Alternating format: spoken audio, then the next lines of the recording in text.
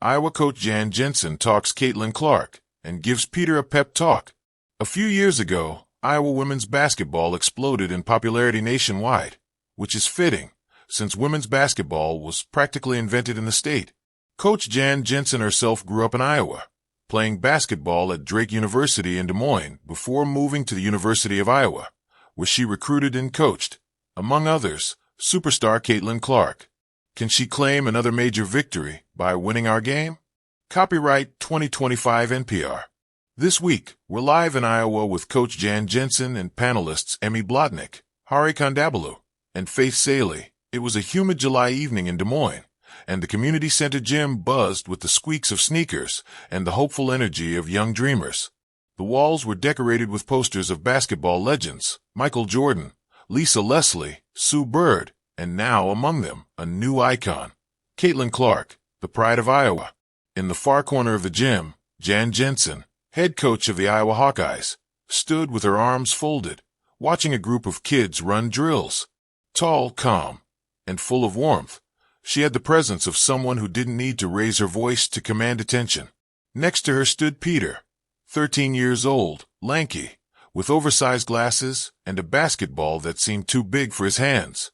His eyes flickered between Coach Jensen and the court, unsure if he belonged here. "Coach Jensen," he finally said, nervously adjusting his glasses. She turned, a smile forming immediately. "Peter, you made it. I'm glad you came." Peter nodded but stared at his shoes. "I'm not really good," he said quietly. "My mom made me sign up." Coach Jensen crouched a little to his level. "You don't have to be good yet. You just have to be willing." Peter looked up, uncertain. She pointed toward a poster on the wall. Caitlin Clark midshot, fierce and focused.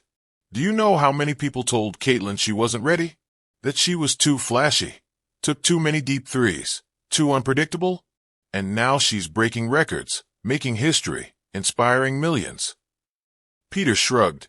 "Yeah, but she's Caitlin Clark." "She wasn't always Caitlin Clark," Jan said. "She was a kid like you once, playing in gyms like this, missing more shots than she made, getting frustrated, wanting to quit." Peter's eyebrows rose. "Really? Oh yeah. And she'd be the first to tell you that every time she got knocked down, physically or emotionally, what mattered most wasn't how hard she fell, but how determined she was to stand back up." The ball slipped from Peter's hands and bounced away. He chased it awkwardly. Jan watched him and smiled. She saw more than clumsy footwork and nervous energy. She saw something raw, a kid standing at the edge of something important. "You know," she said as he returned, "Caitlin wasn't just special because she could shoot.